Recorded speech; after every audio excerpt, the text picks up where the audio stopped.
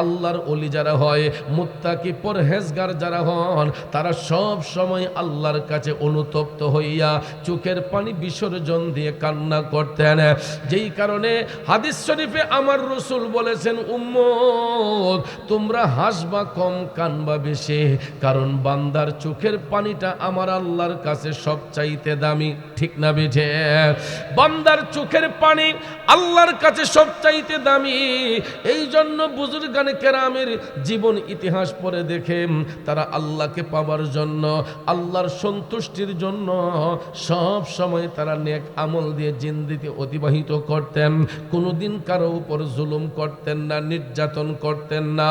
এমনই একজন আল্লাহর ওলি যিনি বসরা নগরীর মধ্যে জন্মগ্রহণ করেছিলেন। আল্লাহু ইল্লাল্লাহ ইল্লাল্লাহু ইল্লাল্লাহ ইল্লাল্লাহু ইল্লাল্লাহ ইল্লাল্লাহু ইল্লাল্লাহ ইল্লাল্লাহু ইল্লাল্লাহ ইল্লাল্লাহু ইল্লাল্লাহ লা ইলাহা ইল্লাল্লাহ লা ইলাহা ইল্লাল্লাহ লা ইলাহা ইল্লাল্লাহ লা ইলাহা ইল্লাল্লাহ পড়িয়ে লা ইলাহা ইল্লাল্লাহ লা ইলাহা ইল্লাল্লাহ হাসবি রব্বি জাল্লাল্লাহ মা ফি কলবি গায়রুল্লাহ নূর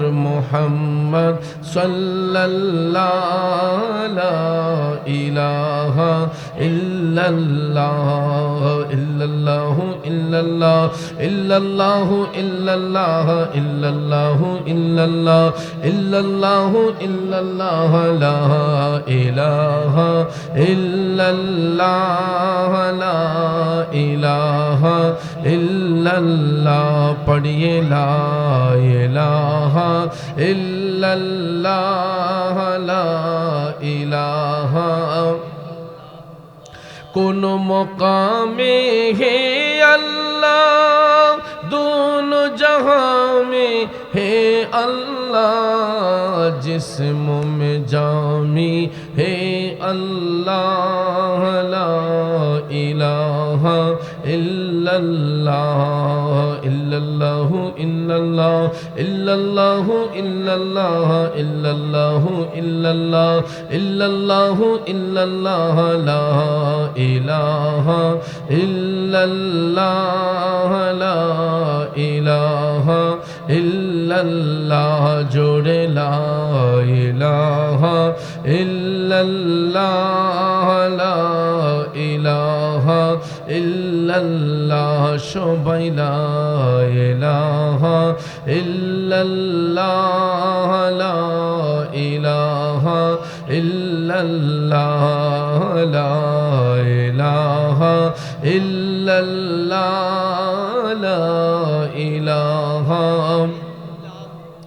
दोनों जहां का रखवाला तू ही बड़ तेरे तो आला तूने तुम्हें इरशाद किया प्यारा नबी रसूल अल्लाह ला इलाहा इल्लल्लाह ला इलाहा ला जोरे ला इलाहा इल्लल्लाह ला इलाहा ला इलाहा इल्लल्लाह मुहम्मदुर रसूलुल्लाह সাল্লাল্লাহু আলাইহি ওয়াসাল্লাম। একটা জবান বন্ধ রাখবেন না, জবান খুলে উচ্চস্বরে বলুন আল্লাহু আকবার। আর একটু মায়ার সুরে বলি ইয়া রাসূলুল্লাহ। বিসমিল্লাহির রহমানির রহিম।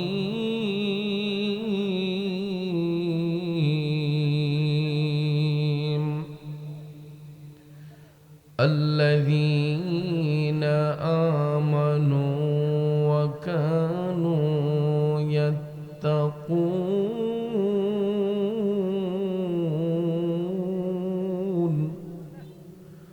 صدق الله العظيم وصدق رسوله النبي الحبيب الكريم ونحن على ذلك من الشاهدين والشاكرين والحمد لله رب العالمين ربي صل وسلم وبارك عليهم উপস্থিত ঐতিহ্যবাহী একটু ব্যতিক্রম হয়, কারণ আপনারা লক্ষ্য করে দেখবেন যারা আল্লাহর ওলি হয়, বুজুর্গ ব্যক্তি যারা হয়, এদের জীবন ইতিহাসটা একটু ঘাইটা দেখবেন। তারা 5 ওয়াক্তের নামাজ পড়তেন, তারা তাহাজ্জুদের নামাজ পড়তেন, তারা আল্লাহর তাসবিহ আদায় করতেন, তারা নবীর উপর দুরূদ শরীফ পড়তেন, তারা কখনো কোনো মানুষের হক নষ্ট করতেন না, কোনো মানুষের উপর জুলুম করতেন না, কোনো মানুষকে ঠকাতেন না। অর্থাৎ যেই কাজটাকে আল্লাহ নিষেধ করেছেন ওই কাজ থেকে সব সময় বুজুর্গরা দূরে থাকতেন, আর যেই কাজের প্রতি আল্লাহ আদেশ করেছেন ওই কাজটাকে তারা আঁকড়িয়ে ধরার চেষ্টা করতেন। মোট কথা, দুনিয়ার জমিনে যতদিন তারা বেঁচে গিয়েছেন, যতদিন তারা থাকেন, তারা নেক আমলের মাধ্যমে জীবন অতিবাহিত করেন, তারা নেক বন্দেগীর মাধ্যমে জীবন অতিবাহিত করেন। কথা বলেন ঠিক কিনা?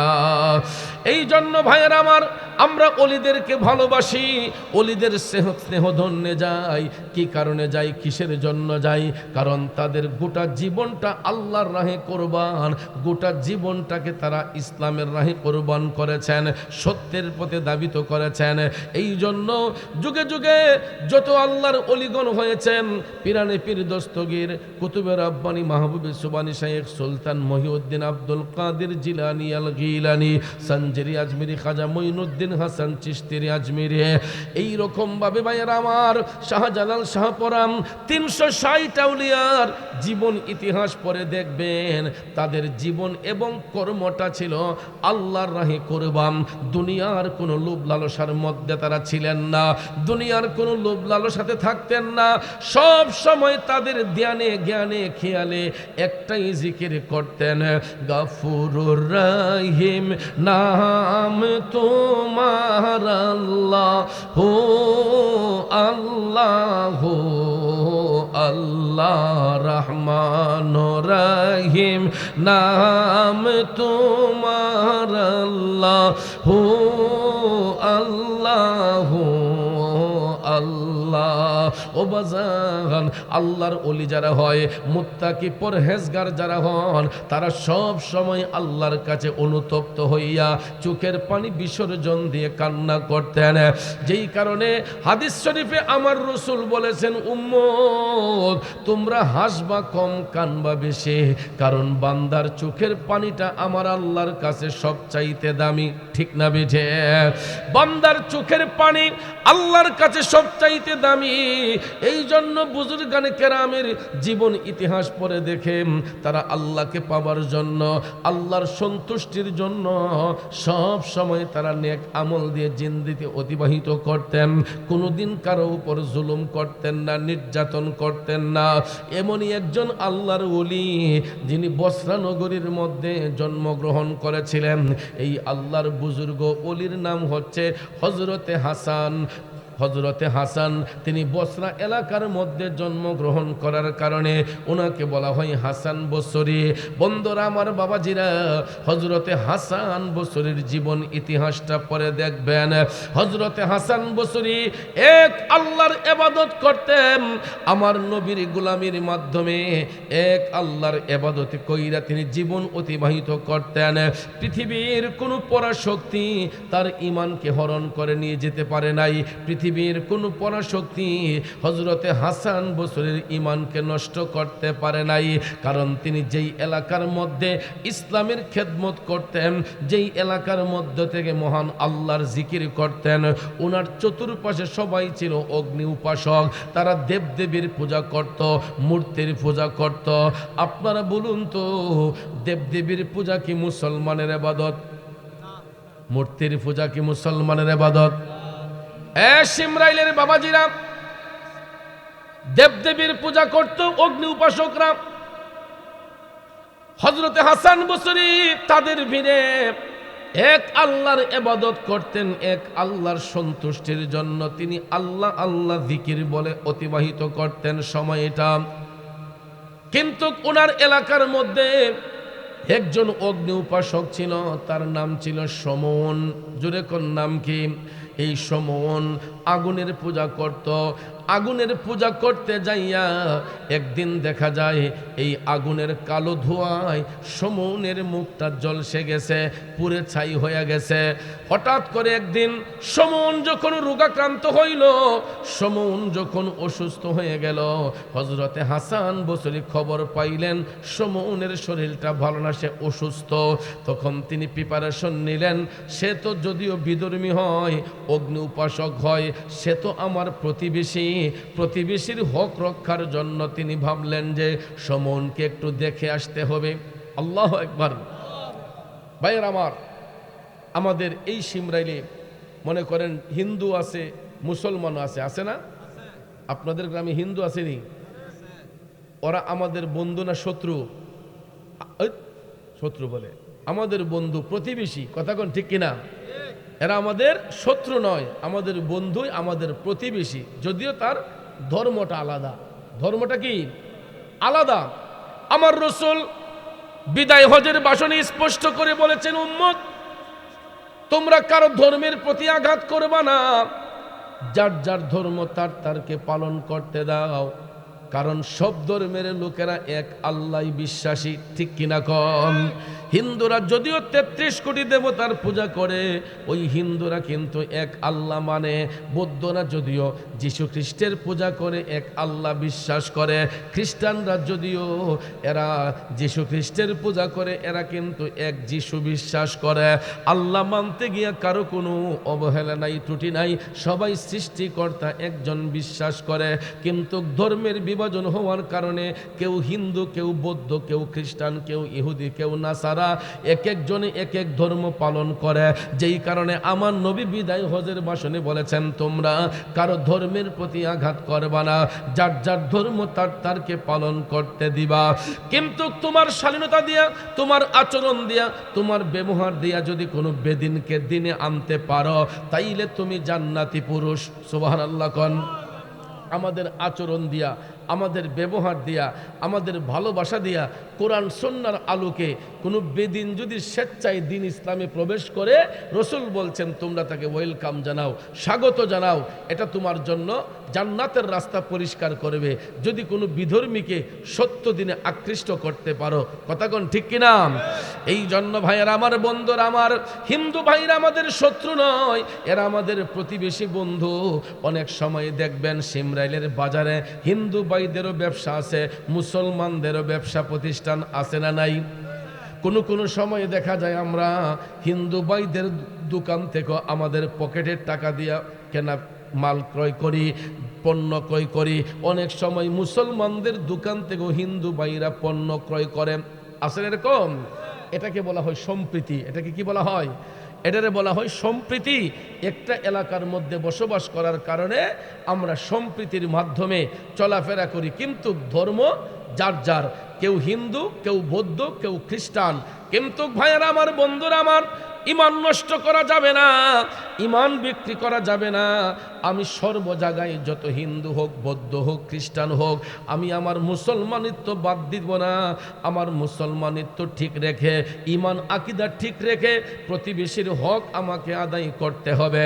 কারণ অনেক এলাকার মধ্যে দেখবেন মুসলিম শাসক নির্বাচিত হয়, হওয়ার পরে কি এরা কি হিন্দু ভাইদের খেদমত করে না? অবশ্যই করে। এটা জনপ্রতিনিধি হিসেবে তিনি সবার প্রতিনিধি। কথা কোন ঠিক না ঠিক? যেহেতু এই স্বাধীন সোনার বাংলাদেশে আমরা জাতি ধর্ম নির্বিশেষে চলাফেরা করি, হিন্দু, বৌদ্ধ, খ্রিস্টান, মুসলমান, আমরা সম্প্রীতি সৌহার্দ্যের মাধ্যমেই আমরা চলাফেরা করি। কথা কোন ঠিক কিনা? প্রতিবেশীর হক আদায়ের জন্য অনেক সময় দেখবেন সিমরাইলের হিন্দু পাড়ায় যদি আমাদের কোনো দাদা কোনো কাকা যদি অসুস্থ হয়, আমরা যদি খবর পাই, তার খোঁজ খবর নেওয়ার জন্য অনেক সময় আমরা তার বাড়িতে যাই। আমরাও যখন অসুস্থ হই অনেক সময় দেখবেন হিন্দু দাদারা কাকারা আমাদের বাড়িতে আইসা আমাদের শারীরিক সুস্থতার খবরাখবর নেয়। কথা বলেন ঠিক কিনা? বন্ধুরা আমার, বাবাজিরা, হযরতে হাসান বসরি তিনি যখন জানতে পারলেন ওনার এলাকায় অগ্নি উপাসক সমুন অসুস্থ রোগাক্রান্ত, তখন তিনি ভাবলেন এক উসিলায় সমুনকে দেখে আসব, আর দ্বিতীয়বার তার কাছে কালেমার দাওয়াত পৌঁছে দিয়ে আসব। দেখেন অলিদের কাজটা কি হয়। অলিরা কিন্তু খালি খাওয়ার জন্য পিরালি করে না, পেট ভরার জন্য পিরালি করে না। অলিদের দায়িত্বটা কি, কাজ কি, এটা একটু বোঝার চেষ্টা করেন। খারাপ লাগতেছে আপনাদের? গভীর মনোযোগ ভাইয়েরা আমার, একটু আগাইয়া বসেন। আল্লাহুম্মা সাল্লি আলা সাইয়্যিদিনা মুহাম্মাদ নাবিয়ানা। বাজান একটু আগে যান গা। মাওলানা মুহাম্মাদ আল্লাহুম্মা সাল্লি আলা সাইয়্যিদিনা মুহাম্মাদ নাবিয়ানা। আগে যান গা। মাওলানা মুহাম্মদ দয়াল নবীজির ভালোবাসায় আল্লাহর দিদার পাওয়া যায়। আমার দয়াল নবীজির ভালোবাসায় আল্লাহর ওলি হওয়া যায়। আল্লাহুম্মা সাল্লি আলা সাইয়্যিদিনা মুহাম্মাদ নাবিয়ানা শাফিয়ানা মাওলানা মুহাম্মাদ নাবিয়ানা মাওলানা মুহাম্মদ। বাবাজিরা আমার, বন্ধুরা আমার, যেই কথাটা বলতে চেয়েছিলাম, হযরতে হাসান বসরি যখন জানতে পারলেন ওনার প্রতিবেশী অগ্নি উপাসক সমন অসুস্থ হয়ে গেছে, রোগাক্রান্ত হয়ে গেছে, তিনি প্রিপারেশন নিলেন সমনকে একটু দেখে আসব। সত্যি সত্যি সত্যি পরের দিন হযরতে হাসান বসরি তিনি হাইটা হাইটা রওনা হয়ে গেলেন সমুনের বাড়ির দিকে। তার বাড়ির আঙ্গিনায় যাইয়া তিনি ডাক দিলেন, সমুন কি বাড়িতে আছেন? ভিতর থেকে আওয়াজ আসলো, কে? তখন তিনি বললেন, আমি হাসান, তোমার খোঁজ নিতে এসেছি। কই ঠিক আছে ভাই, ভিতরে আসুন। হযরতে হাসান বসরি ঘরের ভিতর প্রবেশ করলেন। প্রবেশ করে দেখতেছেন এই অগ্নি উপাসক সমুনের চেহারাটা আগুনের কালো ধোঁয়ায় কালো হয়ে গেছে, মলিন হয়ে গেছে। হযরতে হাসান বসরি তার শারীরিক খোঁজ খবর নিয়া শেষ বেলা যখন তিনি চলে আসবেন, এমন সময় বলতেছেন, ও হাসান। হাসান বসরি সমুনকে ডাক দিয়ে বলতেছেন, ও সমুন।